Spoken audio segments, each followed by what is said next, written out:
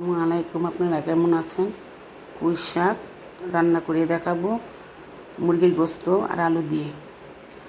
পুঁই শাকটা আগে সিদ্ধ করে নিয়েছি, এখন কড়াই বসিয়ে দিয়েছি, চুলায় তেল দিয়েছি। 1 কাপ মুরগির মাংস নিয়েছি, 1 কাপ আলু নিয়েছি। এখন পেঁয়াজ কুচি দিয়ে দিব।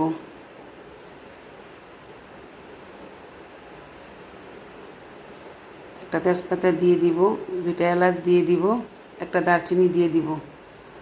মুরগির মাংস আলু মিশিয়ে ভেজে নিব।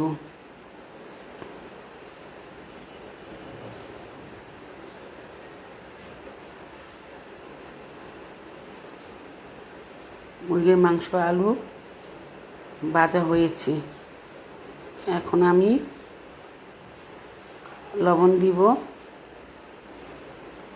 1 চামচ আদা রসুনের পেস্ট দিব, আধা চামচ মরিচ গুঁড়া দিব, আধা চামচ হলুদের গুঁড়া দিব। একটু ভালো করে কষিয়ে নিব।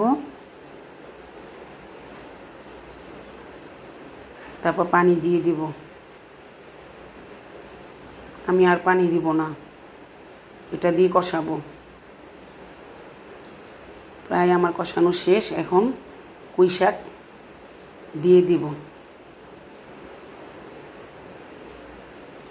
পুঁই শাক দিয়ে ভালো করে কষাবো।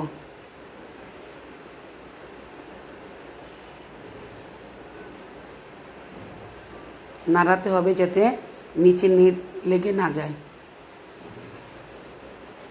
প্রায় আমার পুঁই শাক রান্না শেষ।